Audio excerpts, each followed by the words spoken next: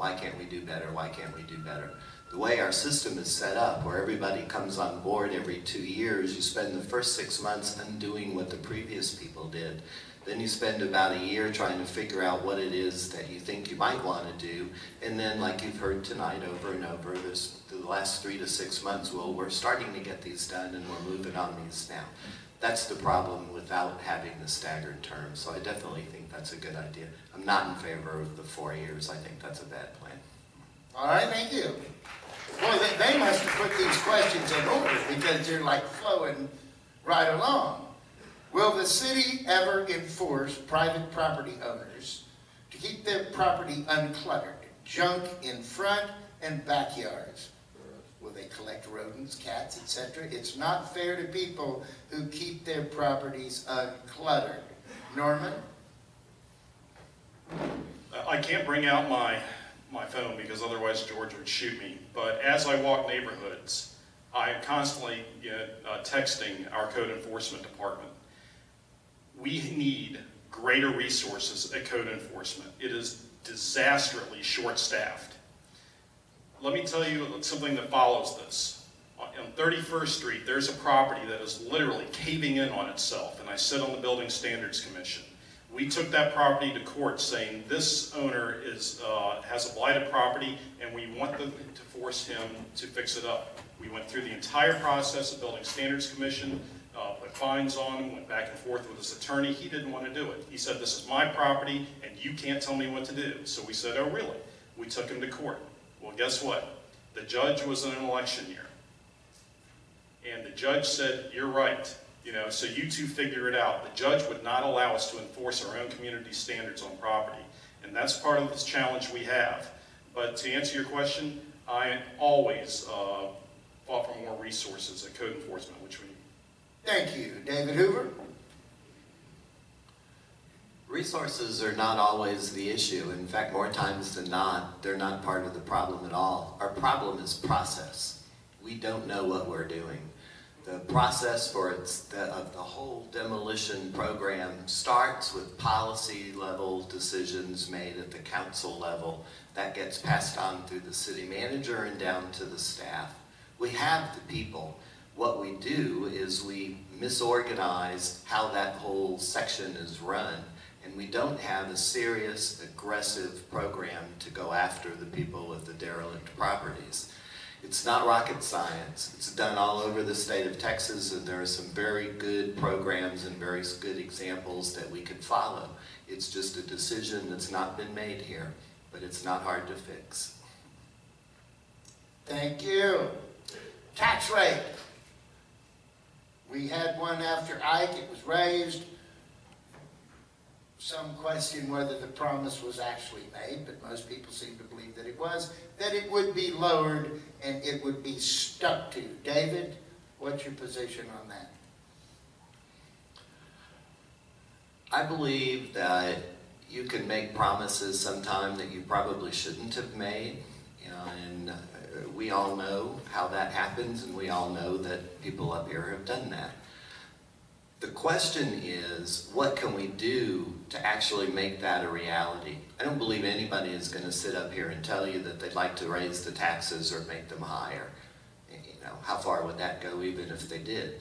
The reality is we should be able to lower the taxes. Now, whether or not they're exactly the way that people perceive that discussion in the past and commitment, or if it's done in a graduated basis, or frankly, if it's done in a more intelligent basis, which is to sit there and revisit how the budget process works, how the money is prioritized, come up with a plan, objectives, goals, measurable processes, and move forward in that regard, you can lower the property taxes, and then you can also do that by increasing economic development.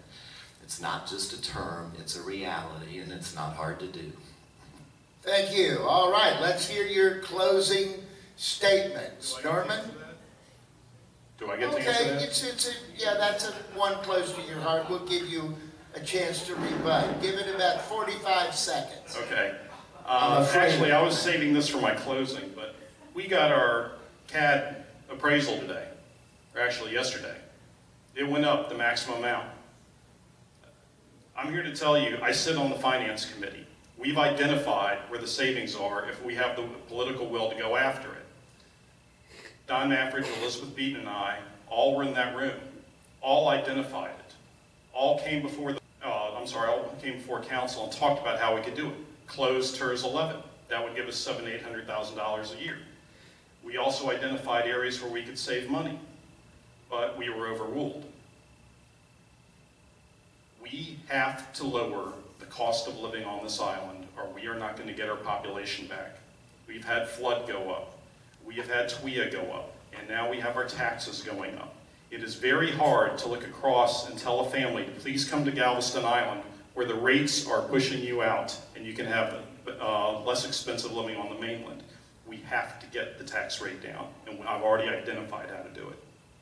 David Hoover, I'm a nice guy, so I'm going to give you 30 seconds to get in on that one, and then we'll close to your closing remarks. Thank you, but I thought I'd already asked that. I mean, I'll be happy to answer it again, but I want to be I'm elderly. Pardon me? I just thought you might want to have a response to that. So, okay, fine. Let's do your closing remarks.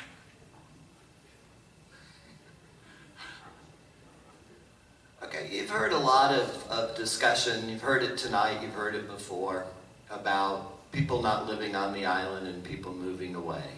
And that's true. I mean, the population's been dropping at least since 1960, every census since then. You know, it's gone, I think at that time we had roughly 67,000 people. We all know where we are now. And you hear people say over and over, we need to stop it, we need to stop it. But nobody really wants to talk about why. Why are people moving away? Number one. And number two, we also have to understand it just costs more to live here. That's just a fact of life. And so we can't equalize that. What we can do is mitigate that, and we can recognize it and embrace it and use it to create a distance, if you will, or a desirability of why people would want to come and live here. In order to get people to come and live here, we have to do some of the things you've also heard. Fix the infrastructure. That's something that we've ignored probably since the 1960 census, which maybe there's a correlation there. We don't do much on maintenance. That's the problem. Every year we put it off, we're probably adding several more years on the back end. It's a 12 to 15 year solution. It's not going to happen in the next budget year or two. It's not going to happen from the FEMA money. It's a long-term process, but we got to start now. The second thing that we need to do is clean up the island. Y'all live here, you drive around, you see what it looks like. That's not telling you anything you don't know. There are plenty of things that could be done, both with demolition and just appearance sake, that would make it attractive and make people want to come here. Third thing is we need to do something truly about economic development. We lost the middle class, middle income people a long time ago, and the only way we're going to get them back is to start creating opportunities. I know how to do these things. Everyone up here will say they're for economic development, they're for population growth. I'm the only one that's done it. Appreciate your support. Thank you very much. Thank you. David Hoover and Norman Papoose, the incumbent, District 4. I have to correct David Hoover on one thing. I know something about economics. With the exception of Pelican Island, economic development is not what Galveston needs. What we need is economic growth. Let me give you a couple of numbers. Every year, we hear that we have more jobs per capita than anywhere else in the state for a city our size. And we go, that is fabulous. But then you look at GISD, and we have 75% free and reduced school lunch.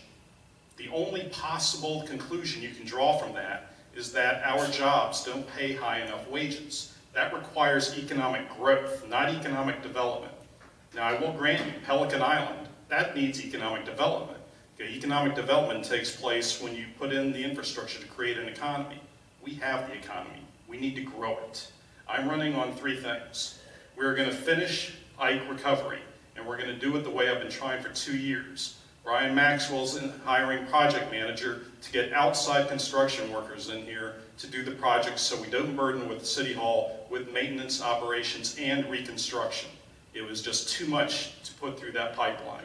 So that is going to be picked up at a rapid pace. I thought for 2 years we're finally going to get it done. The second one is attract the middle income family. How do we do that? Well, first thing is safety. Nobody's going to move to a city where they think their family isn't safe. I'm a big supporter of the police. The third thing is that we have to make our island look good. That not only means the streets, the curbs, the drainage, it also means our parks and amenities. And lastly, we're going to go after the port.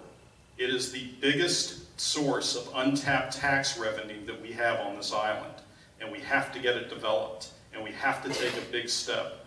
So far, we've been going in increments. We have to break out of that. I've been here for 2 years. I've made the relationships. Look at my record. I am proud to run on it. I'm asking for your vote. My name is Norman Papoose. Thank you.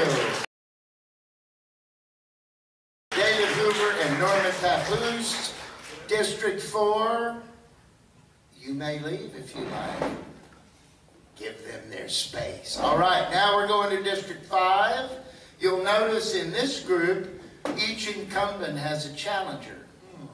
Okay, Diana Bertini and Terrellyn Talton. Diana, we'll start with your opening statement, please. Thank you. Good evening, everyone. Thank you for coming. I'm Diana Bertini. I'm running for City Council District 5. I have been a Galvestonian for 24 years. I have lived in District 5 for 22 years. I'm a 24-year lawyer. I'm a mediator. Y mi primera lengua es español. I have 3 children, and I'm very proud of them. I have one at Notre Dame, one going to UT, and one at Ball High.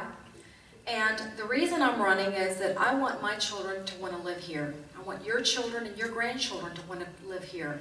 I want them to be proud of Galveston. I want them to be proud of our leaders. And what I bring to you and how I want to serve District 5 is bring my commitment and my dedication to respect, leadership, knowledge. I want to end the discourse and the conflict and the dysfunction. And my experience can bring that for you. Please vote for me. Consider me Diana Bertini. Thank you. Thank you, Diana Bertini, and now the incumbent, Terrellyn Tarleton. Hello everybody, I'm Terrellyn Tarleton. I am your City Council rep from District 5, so how are y'all doing? I just want to let you know that I think that most of you are going to be aware that all my issues that I ran on, just about every single one of them, I've been able to accomplish. One of them was to bring back middle class and population, so I decided where I was going to focus that. It was going to be on our neighborhoods, to revitalize our neighborhoods, to help with the infrastructure. But I knew by doing that, we also needed the funding. So within a few months of being elected, I got into our general fund, the Neighborhood Revitalization Fund, and it's there and it's going to be there every single year. Then I went and got a $1.2 million grant out of IDC so that we could put it in that fund and then divide it among all the council members, because I love teamwork, and that's what I wanted, was us to work together. Therefore, each one of the council members was able to spend that money. We robbed at $60,000 for Madeline Lake with the solar bee. So tremendous things. Bigger Waters came on this island while everybody was sleeping and while City Hall was sleeping. That's that act, and it's going to continue to devastate our island. But I brought it to the forefront. Challenging our maps, that was another one. Adler Circle, Denver Court, Fort Crockett, you would have been in a flood zone. Titeman and Channelview, on Titeman, you would have been from an AE to a VE. All your downstairs would have been not compliant, sorry. And we now have an engineer that's going to challenge so that we'll be able to hopefully keep our areas safe and from the flood. Thank you. All right, Diana Bertini, do you have a question for the incumbent from the challenger? I do have a question. All right. And my question to Ms. Tarleton is, why do you think so many Galvestonians have so little faith in City Council? It seems that conflict, inaction, unprofessionalism has been the theme of your administration, and you have been a willing participant. Well, that's interesting that you may say that, because I really kind of thought that I was kind of the one that stuck to myself and tried to keep the vision forward. I can't be responsible for other people's actions, and I cannot be responsible for other members on this council that actually would try to prevent me from speaking when I needed to speak, or to stop me from emailing my constituents so that I can keep them updated with information and stay as transparent as possible. I cannot be responsible for anybody's actions. All I can be responsible is for my actions. And I think that I've handled my term very well, and I think that I've done well for District 5. Thank you. All right. This one is from the audience. How do you think you can encourage people to stay here and live here, move here? Ms. Bertini? Well, we obviously need to make it more affordable to live here. We need to look at our taxes. But we also, besides that, need to make this place attractive. We need to go beyond wanting to be a vacation destination. We want to be a place to live. So we do need to visit our infrastructure. We need to clean up the city. We need code enforcement. We need reasons to move here. We do have a lot of jobs here, but we have no middle income housing, and we need to address that. Thank you. Carol and I overlooked your opportunity to ask your opponent a Oh, question. no, I wouldn't do that to her, so no thanks. All righty, well then answer this one. Okay. What was the question again, though? Oh, don't make me do that. Oh, I yeah, may no, make this- him repeat it this over and one- over. Well, and over. that's tough too. I know. There's a lot of syllables here. How will you encourage people to live in Galveston and stay in Galveston? To me, that's a simple solution. Number one, I would like for everybody in this room to drive all over this island and look at all the different neighborhoods, even outside your neighborhood, and look how we have neglected our neighborhoods. And you're going to see that most of them have been decades and decades and decades of not being touched. That has got to change. Our neighborhoods have to become number one. And how we're going to do that is City Council needs to make it number one. If we can clean up all our neighborhoods and make them where people are going to want to live there, you better believe it. People will be dying to get into any one of these neighborhoods if we do that. Well, hopefully they're not going to die, but you know, that would be nice if they're all screaming for it. Thanks. All right, y'all, what is your position on vacation rentals? And do you feel they should be restricted or even banned in parts of the island? I don't believe in overregulating landowners. Of course, I would say that any issue can be addressed.